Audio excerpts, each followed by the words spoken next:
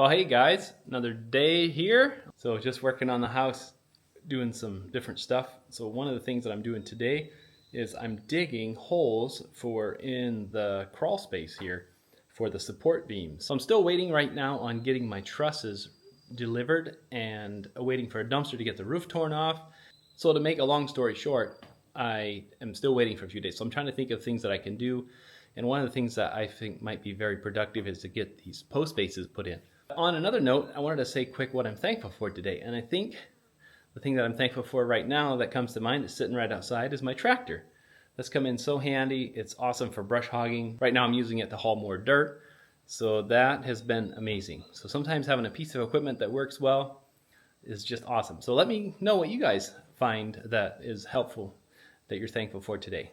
I got some holes going on here. So I was going to do sonotubes. I got some here and I was going to just use those, but I think I'm just going to pour it even with the top of the dirt in here because it's pretty uniform.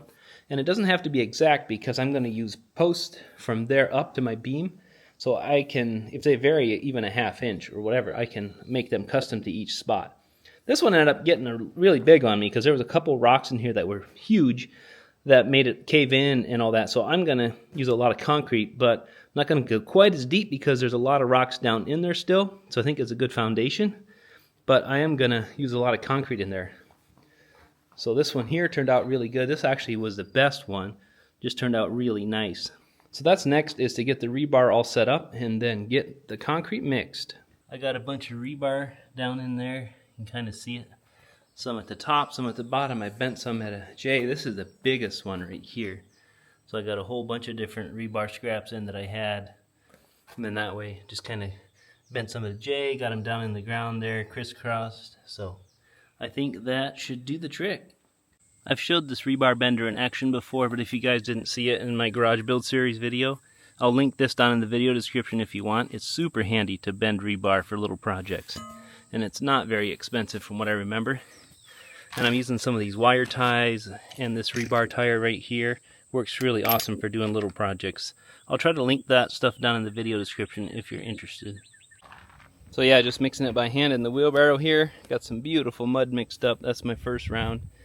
Just got an 80-pound bag of concrete mix here. I'm going to put it in buckets and take it in, but thought I'd show you what it looks like, just mixing it up with the hoe.